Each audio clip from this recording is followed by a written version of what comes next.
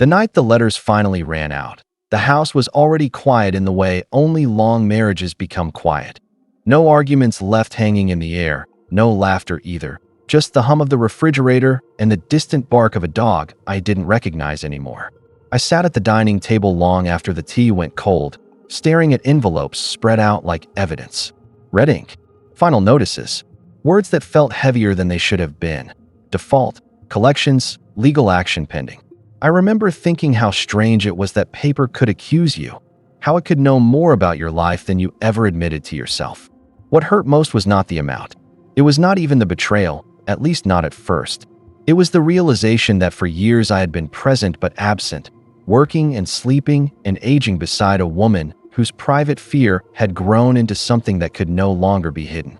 The debt was large, yes, but the silence around it was larger. And as I sat there, older than I ever imagined myself being, I understood something too late. This wasn't a sudden collapse.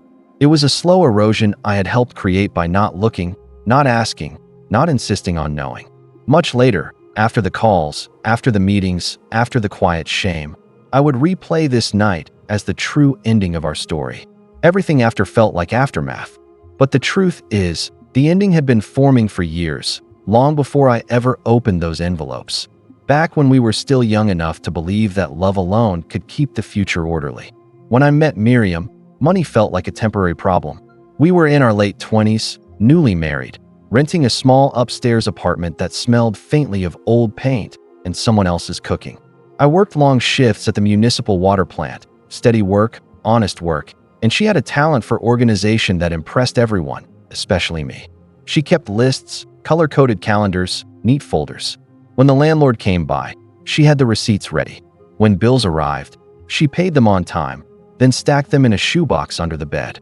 "You're better at this stuff," I told her once, half joking, half relieved. I had grown up in a house where money was something my father worried about loudly and my mother worried about silently. I learned early that avoidance felt safer than engagement. Miriam, by contrast, seemed calm around numbers. She didn't flinch when the car needed repairs or when groceries cost more than expected. So without discussion, without ceremony, finances became hers. At first, it worked beautifully. We saved for a used car. We paid off small balances.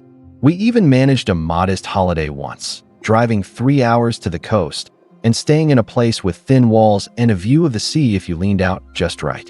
I trusted her completely, not because she asked for trust, but because she never gave me a reason not to. Years passed the way they often do, incrementally, without announcement. I got promoted to a supervisory role.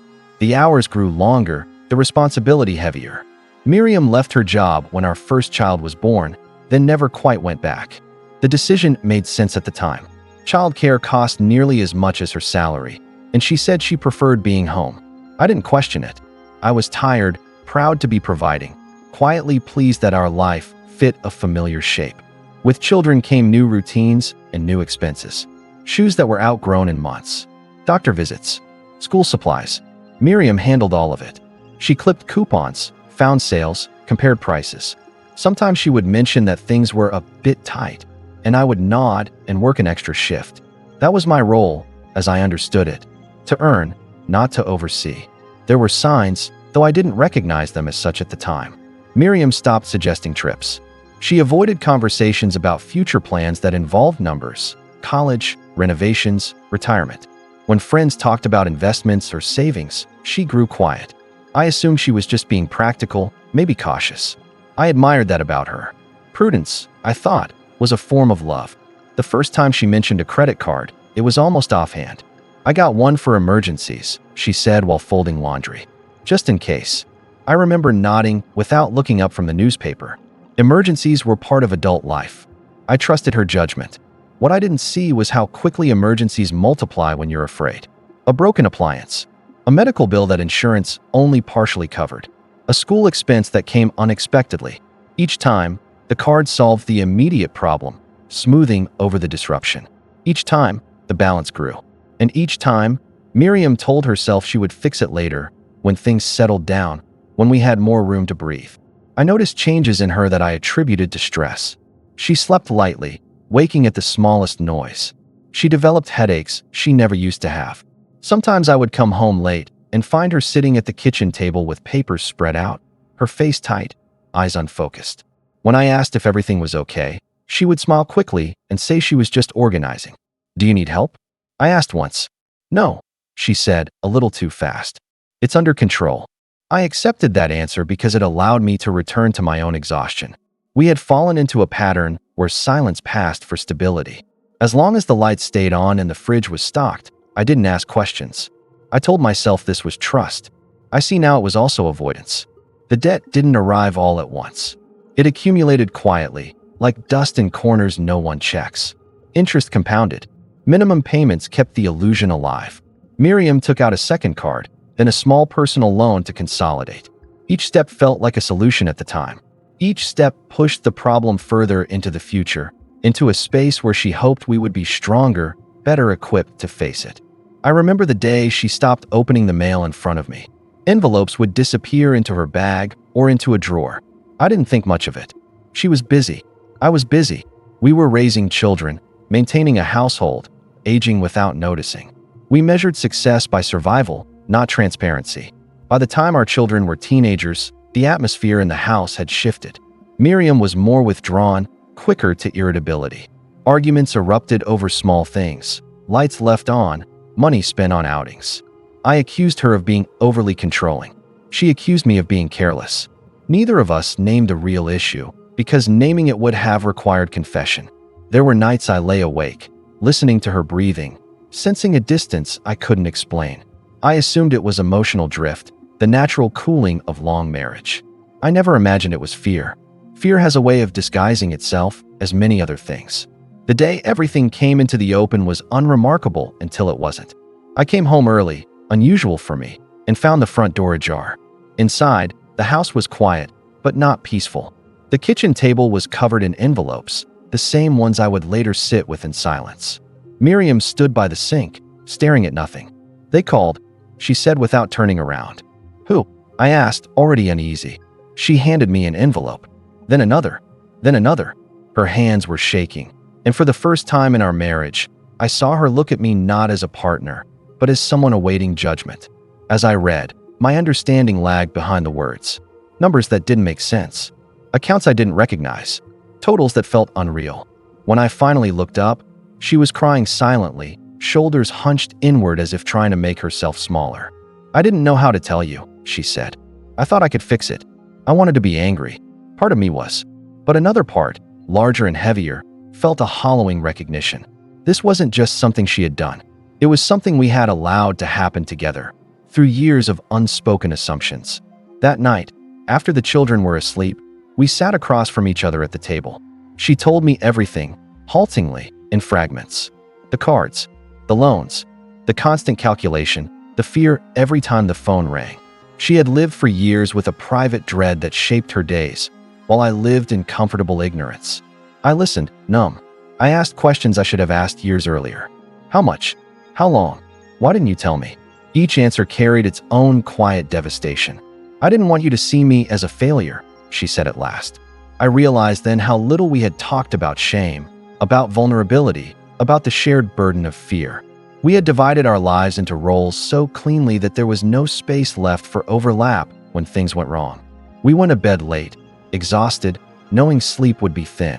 I stared at the ceiling, calculating years, imagining futures closing off one by one. Retirement delayed, plans abandoned.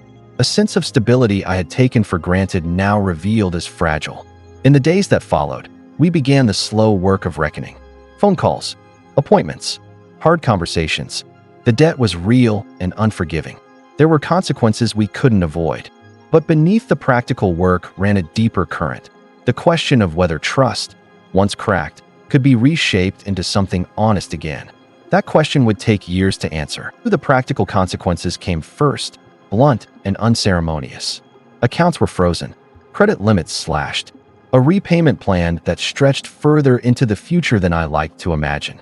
We sat in offices with neutral walls and sympathetic professionals who spoke in calm voices about options and responsibility, as if those words could soften the weight of what we carried home each night.